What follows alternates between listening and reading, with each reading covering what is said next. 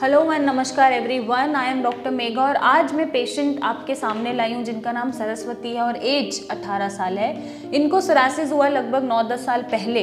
तो मेरे पास जब ये 6 महीने पहले आए थे तो ये बहुत ही घबराए हुए थे, परेशान थे। ऑब्वियसली इतने साल हो जाते हैं, बीमारी ठीक होगी नहीं होगी और बचपन से ही शुरू हो गई, क्योंकि जब अभी ये 18 साल के हैं, 9-10 साल पहले समवेयर अराउंड 8-9-10 ईयर्स के होंगे, तब से इन्हें सोरासिस है। तो आज उनसे उनका एक्सपीरियंस जानेंगे और आज वो सोरासिस फ्री हो चुके हैं, उनकी सोरासिस की बीमारी ख़त्म हो गई है और आई विश कि आगे जीवन में कभी इन्हें परेशान ना करे। तो हम उनसे जानते हैं कि इस एज में सोरासिस होना एक तो मेंटली कैसे इफेक्ट करता है या फिजिकली कैसे इफेक्ट करता है, क्या क्या चीज़ें हैं जीवन में जो रुक जाती हैं या डिलेड हो जाती हैं, या पेशेंट को कैसा लगता है।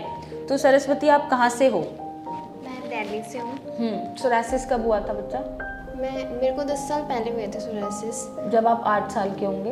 अच्छा, तो फिर कैसा लगा जब पहली बार हुआ? तो क्या किया? सोरासिस हुआ तो क्या ट्रीटमेंट लिया, क्या किया? पहली बार जब सोरासिस हुआ तो घर वाले को ऐसे लग रहा था जैसे कि वो पैचेस हो रहे हैं, माता वगैरह आ रही है। तो उन्हें यही लगा कि उधर उधर गए मंदिर वगैरह में चढ़वा रहे थे, पर हुआ कुछ नहीं। फिर हमने ट्रीटमेंट कराई, गवर्नमेंट में कराई, प्राइवेट में कराई, हर जगह कराई, पर कोई वैल्यू ही नहीं हुई। जा रही थी, आ रही थी सोरासिस, पर ठीक ही नहीं हो रही थी। फिर मुझे यहाँ का पता लगा, ऑनलाइन मैंने वीडियो देखी आपकी, फिर मैंने यहाँ से ट्रीटमेंट कराना स्टार्ट। तो आप 6 महीने से इलाज ले रहे हो हमारा। हाँ। 6 महीने में अभी कैसा है सोरासिस आपका? अब मेरा ठीक है, प्रॉपर ठीक हो गया है। तो कैसा लगता है 8 साल की उम्र में सोरासिस होना? पहले तो समझ ही नहीं आता हो क्या रहा है, क्योंकि हम बहुत छोटे होते हैं। हाँ।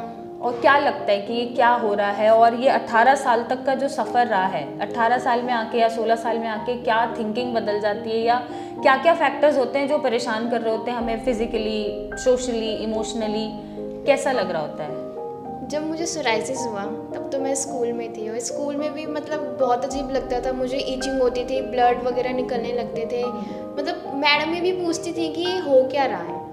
तो फिर मैं भी बोलती थी कि मैडम पता नहीं, अभी इसकी ट्रीटमेंट तो चल रही है। तो यही सब होता था। और फिर लोग भी देखते थे और बोलते थे। आपको कैसा लगता था? मेरे को तो बहुत अजीब लगता था जब मतलब देखते थे, और मेरी फ्रेंड्स वगैरह भी बोलती थी कि हो क्या रहा है और ऐसे। तो फिर भी मैंने कुछ नहीं कहती थी, फिर भी सुनती थी लोगों की बातें। पर धीरे धीरे कभी होते थे, फिर बहुत ज़्यादा दवाई भी खाई थी मैंने, पर ठीक नहीं हुआ ये। तो अभी ये ठीक है और अब कैसा लग रहा है? अब ठीक है, अब थोड़ी बेटर फील कर रही हूँ मैं, पहले से बहुत अच्छा फील कर रही हूँ। तो आगे जो लाइफ के प्लान्स बना रखे होंगे करियर को लेके, लाइफ को लेके, अब अच्छे से परस्यू कर पाओगे?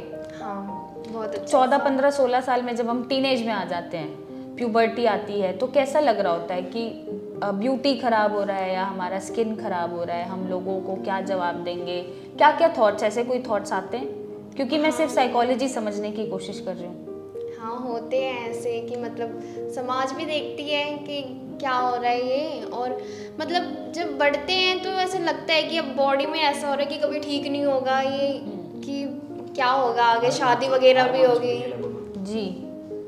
मतलब बहुत ज़्यादा मैं डिस्ट्रॉय रहती थी, बहुत ज़्यादा ही रोया भी करती थी अकेले में, पर अब ठीक है पहले। तो सर, आप भाई होने के नाते आप बताइए कि आपको क्या लगता था इन्हें देख के जब ये परेशान होती थी? तो मैम बहुत ज़्यादा परेशान थी।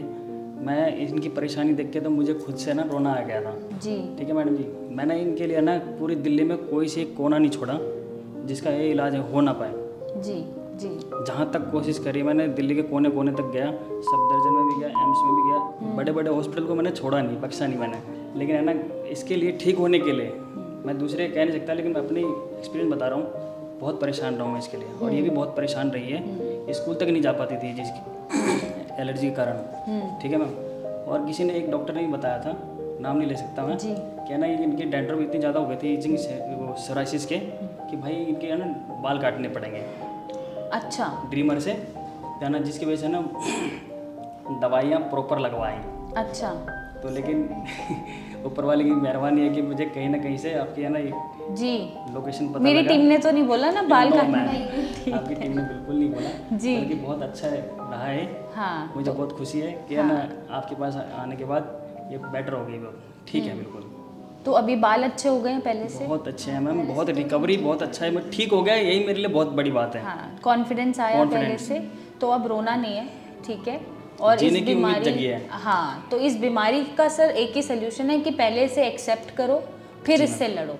क्योंकि हम जब खुद एक्सेप्ट कर लेते हैं ना हमारी ये बीमारी है, तो लोग कोई भी बातें बनाए हमें फ़र्क नहीं पड़ता, क्योंकि हमें पता है कि हमें क्या है। बिल्कुल। और उसके बाद जब हम लड़ते हैं ना बीमारी से, तो ऐसे रिजल्ट्स आते हैं, राइट। और आई रियली विश कि आप आगे जाके लाइफ में अच्छे से रहो, ये बीमारी आपको कभी परेशान ना करे। बट आप डाइट मेंटेन करके रखना, स्ट्रेस नहीं लेना, एक्सरसाइज वगैरह करते रहो, ताकि कोई भी बीमारी आपको परेशान ना करे। ये तो है मैम। तो पेशेंट से कुछ कहना चाहोगे जिन्हें सोरासिस है, उन्हें कैसे अपना सोरासिस जल्दी ठीक करना है? मैं बस इतना ही कहूँगी कि स्ट्रेस ना लें, और सोचते हैं कि ठीक ही नहीं होगा, ऐसा कुछ नहीं होता, पर आप हो जाओगे ठीक। और डाइट सबसे ज़्यादा प्रॉपर मेन है, और कुछ नहीं है, और हो जाओगे धीरे धीरे। और पेशेंस रखने हैं थोड़े से। हाँ बिल्कुल, पेशेंस तो सबसे ज़्यादा रखनी है आपको जी। तो आप भी सरस्वती की तरह अपना सोरासिस ठीक कर सकते हैं। जैसे अभी वो खुश दिख रही है आपको, आप भी ऐसे खुश हो सकते हैं और सोरासिस फ्री हो सकते हैं। होने के लिए मुझसे मिलने आ सकते हैं, मेरी टीम से बात करें, इमेजेस भेजें और इसको हमेशा के लिए ख़त्म करें और सोरासिस फ्री जीवन अपनाएं। Till then thank you and take care.